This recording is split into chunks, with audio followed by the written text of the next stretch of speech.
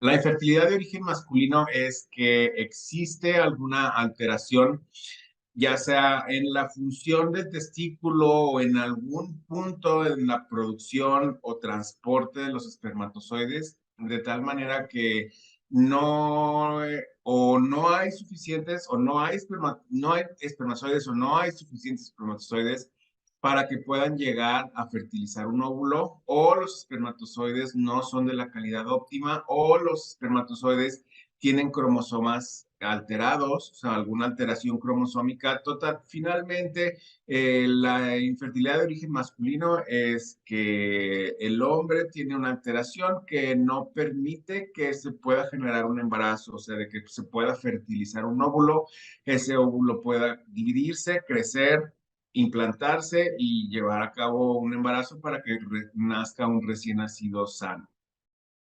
La infertilidad por sí sola es un síntoma. De hecho, ese es un síntoma y un motivo de consulta. Las parejas vienen a consulta porque no se han podido embarazar. O sea, y es un síntoma. Un síntoma es algo que yo no puedo ver. O sea, la pareja viene y me dice, es que hemos estado teniendo relaciones sexuales de manera regular sin protección durante 12 meses y no hemos tenido una prueba de embarazo positiva. Yo no lo veo, yo no, o sea, objetivamente yo no estoy viendo eso lo sé porque el paciente me lo dice. Eso es un síntoma. Entonces, el síntoma de la infertilidad de origen masculino, pues bueno, que no se han podido embarazar. La cuestión es que hay que hacer una evaluación para poder determinar si esa pareja que viene porque no se ha podido embarazar tiene infertilidad de origen masculino, infertilidad de origen femenino, o puede ser que sea infertilidad de origen mixto. Depende de la referencia que leamos.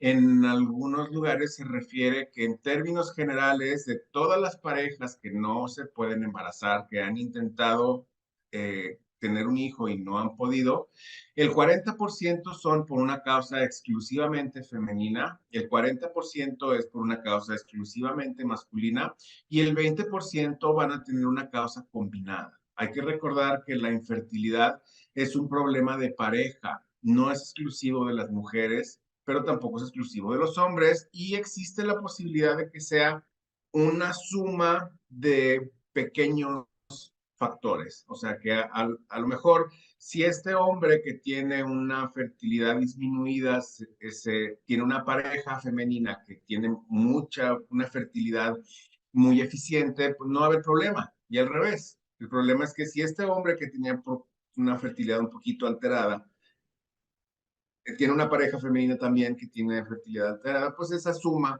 entonces sí va a generar un problema.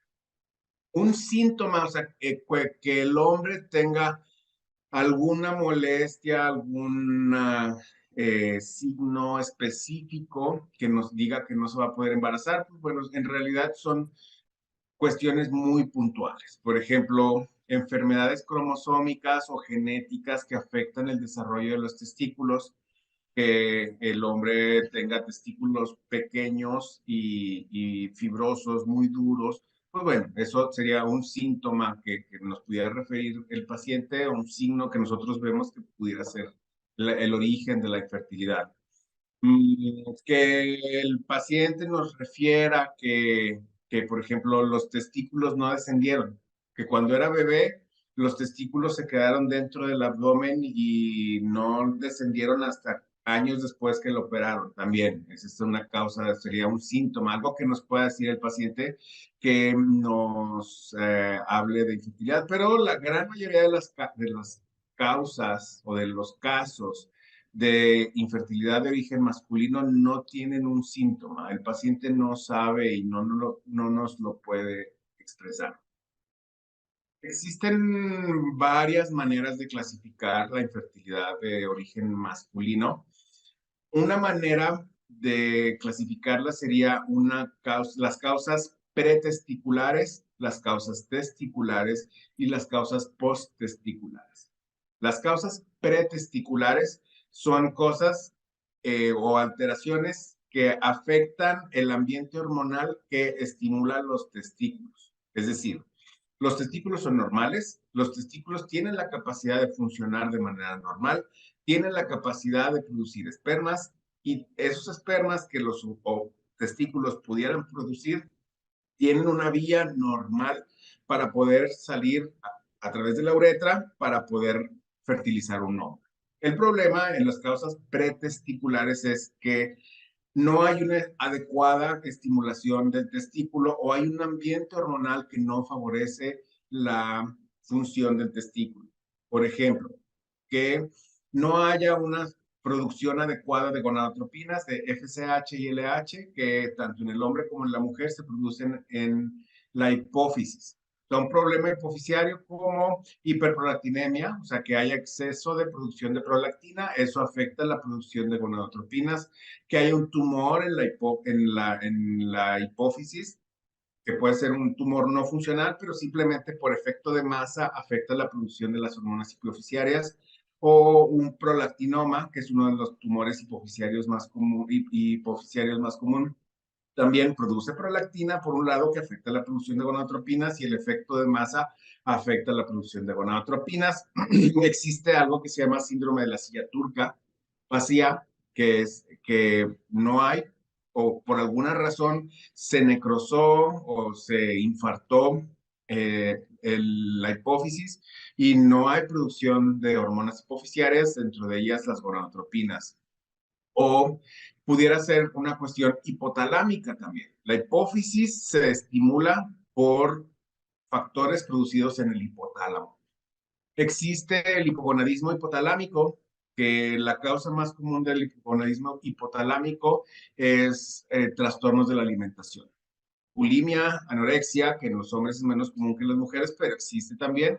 O la famosa triada del atleta, pacientes que están expuestos a estrés metabólico, o sea, que comen muy poquito y tienen un peso muy bajo con muy bajas reservas de grasa. Eso afecta definitivamente la función reproductiva, en el caso del hombre, la producción de espermatozoides, que están expuestos a estrés psicológico, que el estrés psicológico genera una serie de cambios hormonales en el cerebro que afecta finalmente la producción de gonadotropinas a través de la función del hipotálamo, y están sometidos a estrés físico también. O sea, como los atletas pues hacen mucho ejercicio también.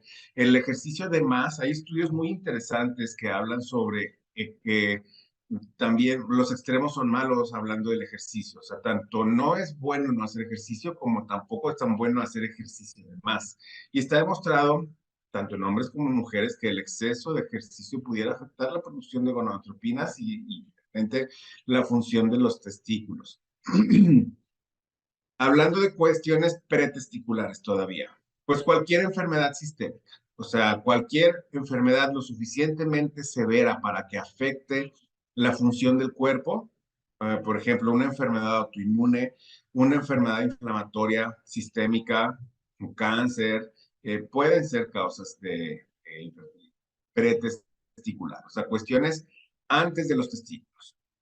Hablando de cuestiones testiculares, ¿qué cosas pueden hacer que el testículo, a lo mejor hay una producción adecuada de hormonas hipotalámicas que están estimulando a la hipófisis, hay una adecuada producción de hormonas hipofisiarias que pudieran estimular al testículo, pero el testículo no responde? ¿Por qué? Lo más común es que sea una falla testicular primaria. O sea, que no hay una razón específica por qué el ovario no produce los suficientes espermas, no sé. Esa es la causa más común, idiopática. No tengo una explicación.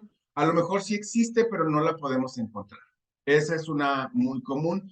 O hay algunas alteraciones genéticas y cromosómicas específicas que hacen que los ovarios o los testículos funcionen diferente. Por ejemplo, sabemos que una alteración en los cromosomas sexuales, como el síndrome de Klinefelter, en el que hay un cromosoma sexual de más en los hombres, hace que los testículos dejen de funcionar. Y estos son hombres que tienden a ser muy altos, que tienen desarrollo incipiente de las mamas y que tienen testículos pequeños y duros y no producen esperma. Eso hablando de cuestiones cromosómicas, pero también hay enfermedades genéticas, o sea, de que algún gen pudiera afectar la función de los testículos, específicamente las microdeleciones del cromosoma Y, hay puntos, hay una región en el cromosoma Y que se llama AZF, Azoospermia Factor, que si hay una alteración en esa zona del cromosoma Y, se va a asociar a alteraciones espermáticas, depende cuál zona va a ser la severidad, o sea, puede llegar a ser que el paciente no produce espermatozoides, absolutamente. Esa sería una cuestión testicular. Y bueno, obviamente que un hombre no tenga testículos, pues sería una cuestión testicular, ¿verdad? Que porque tuvo cáncer, lo tuvieron que operar y se quedó sin testículos, pues ya no tiene espermatozoides. O trauma, que haya tenido un trauma tan fuerte que haya hecho que los testículos dejaran de funcionar. O, por ejemplo, la azospermia. Azospermia quiere decir ausencia de espermatozoides. La causa adquirida de azospermia más común son secuelas de parotiditis, de paperas. Que cuando hay un adolescente, o sea, un niño grande que ya tenía función testicular, se infecta de parotiditis, el virus de la parotiditis no solo inflama las parótidas, o sea, se le hacen los cachetes grandes porque las parótidas se inflaman. No solo las parótidas se inflaman, los testículos también, y se dañan. Y después de esa inflamación, los testículos quedan pequeños y fibrosos también. Esa sería una causa testicular. Y de las causas posttesticulares, es decir, el hipotálamo funciona bien, la hipófisis funciona bien, el testículo funciona bien, pero la vía que comunica el testículo con el exterior, o sea, todos los tubos por donde tienen que pasar los espermas, en algún punto están bloqueados y no permiten que los espermas salgan. Esas serían las causas posttesticulares, que pueden ser congénitas, por ejemplo, la ausencia de conductos deferentes. Eso se ve en pacientes, por ejemplo, que tienen fibrosis quística, que los conductos deferentes son los que comunican el epidídimo, o sea, el testículo, con la próstata y la uretra. Hay ausencia de esos conductos. Entonces, no hay manera, no hay por dónde pasen los espermatozoides. Una causa muy común de que haya una obstrucción de la vía por donde pasan los espermatozoides es que haya sido secuela de una infección. Que hubo una infección, ya sea de transmisión sexual o no, que produjo inflamación en algún punto de la vía, que esa inflamación produjo fibrosis y la fibrosis hizo que se cerrara el conducto por donde iban a pasar los espermatozoides. Obviamente también, por ejemplo, una causa posttesticular de infertilidad es que el paciente se haya realizado una vasectomía, que no es tan raro que lo veamos, que el hombre tuvo una pareja, tuvo hijos, decidió ya no tener más hijos, se hizo la vasectomía, obviamente es causa infertilidad, o sea, una cirugía que tenía como objetivo hacer que el hombre ya no pudiera tener hijos, y luego cambió de decisión y ahora tiene deseo de volver a tener hijos, ok, bueno, se puede hacer un tratamiento. Esa sería una causa posttesticular de infertilidad de origen masculino. Como causas de infertilidad masculina hay causas congénitas y adquiridas. Las causas congénitas como el síndrome de Klinefelter, como la ausencia congénita de vías de conductos deferentes, como las microlesiones del cromosoma Y o cualquier cuestión genética cromosómica o que algo dentro del útero de la mamá afectó la función reproductiva y que nació así ese bebé, pues bueno, esas no se pueden prevenir, ¿verdad? O sea, ni prever, ni predecir. Hay algunas cuestiones adquiridas que sí se pueden prevenir, como decía, la causa más común de azospermia adquirida es que el paciente haya tenido una infección por parotiditis y esa afectó la función de los testículos. Ok, entonces, ¿cómo puedo yo prevenir eso? Pues que todos los niños se vacunen contra la parotiditis, que es la triple viral, la vacuna triple viral, eso, contra eso protege, ¿verdad? Que es parte del esquema de vacunación mexicano y de pues, prácticamente todos los países y se practica de manera común. Entonces es raro actualmente ver pacientes que tengan secuelas de parotiditis así, porque todos los niños están vacunados contra la parotiditis. Trauma es una causa común y bueno, ¿cómo se previene? Usando protección. Hay deportes en el que el riesgo de trauma testicular es alto y que de manera rutinaria se usa protección de los testículos para evitar eso. Mm, Exposición a radiación también. Por ejemplo, los radiólogos, los técnicos radiólogos de manera rutinaria usan protección con plomo para evitar que el cuerpo en general, específicamente los testículos, se expongan a la radiación y eso pueda tener una secuela. La exposición a tóxicos, a metales pesados, a solventes orgánicos también. Protección por ejemplo, en las fábricas de baterías. Sabemos que el riesgo de que los pacientes se intoxiquen con plomo es alto y eso puede afectar la función de los testículos. Las personas que trabajan en plantaciones donde hay que fumigar mucho, por ejemplo, las plantaciones de papa, pues sí, protección para que no se vayan a intoxicar con insecticidas. Entonces, sí, de las causas adquiridas hay acciones específicas que se pueden hacer para prevenir que el paciente vaya a tener eh, secuelas o infertilidad. Una muy importante es el calor, evitar el calor de los testículos. Los testículos están fuera del cuerpo porque están hechos para funcionar a una temperatura menor que la del cuerpo, de la interna del cuerpo. El cuerpo humano está entre 36,5, 37 grados centígrados. Los testículos deben de funcionar a 35 grados aproximadamente. Por eso es que están fuera del cuerpo. Y por eso es que hay un músculo que se llama dartos que cuando hay mucho calor aleja los testículos del cuerpo y cuando hay frío acerca los testículos al cuerpo para que se calienten. Entonces, por ejemplo, un hombre que usa ropa interior muy ajustada, pues está eliminando ese beneficio. Los testículos van a estar demasiado calientes y eso puede ser causa de problemas para embarazarse. Como todo en medicina, como todas las cuestiones que tienen que ver con salud, el tratamiento va a depender del diagnóstico. Entonces, es parte de la evaluación. Por eso, el principio es evaluar. Y vamos a evaluar a la pareja, no vamos a evaluar a una persona, vamos a evaluar a la pareja constituida por un hombre y una mujer que quieren tener hijos. Entonces, en la mujer vamos a evaluar pues, varias cosas. En el hombre vamos a evaluar muy fácil. O sea, el principio de la evaluación masculina es un espermograma. Y pues dependiendo de si hay alteraciones en el espermograma, vamos a ir buscando otras cosas, a lo mejor cuestiones hormonales, a lo mejor cuestiones anatómicas, y dependiendo si yo encuentro que lo que pasa es que hay alteración en la producción hipofisiaria de GNRH porque el paciente tiene un trastorno de alimentación, pues me voy a enfocar en tratar el trastorno de alimentación. Si yo encuentro que el paciente tiene exceso de producción de prolactina en la hipófisis y eso está afectando la producción de gonadotropinas, pues me voy a enfocar en disminuir la producción de prolactina para que funcione mejor la hipófisis.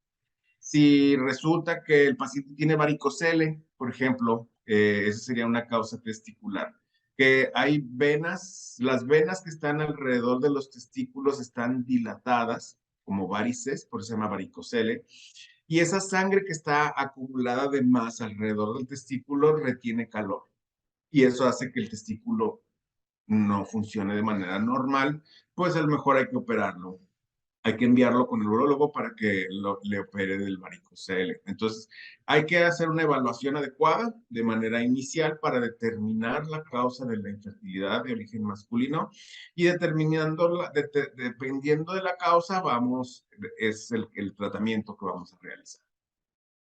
Hay que recordar que la infertilidad es una cuestión de pareja. O sea, no es exclusivo de la mujer, no es exclusivo del hombre, es una cuestión de pareja.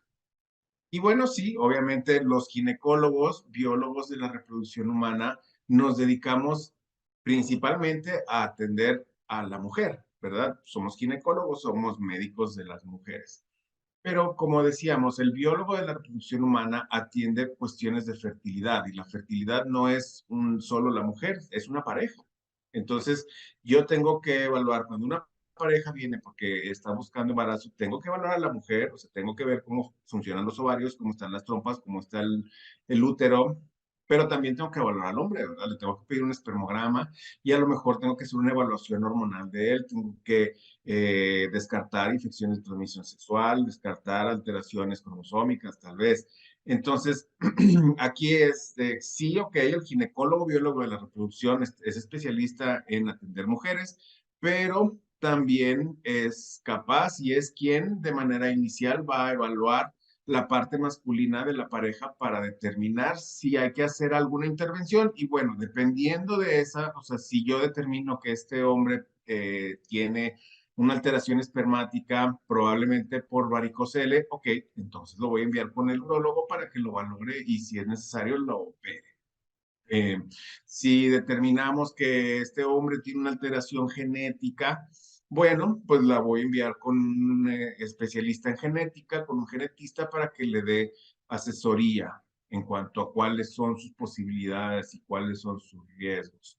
Si, por ejemplo, una causa de infertilidad de origen masculino son complicaciones de diabetes, si resulta que este hombre tiene una diabetes muy mal controlada y eso está afectando la función de los testículos, pues lo voy a enviar con el endocrinólogo para que nos ayude en en su control metabólico.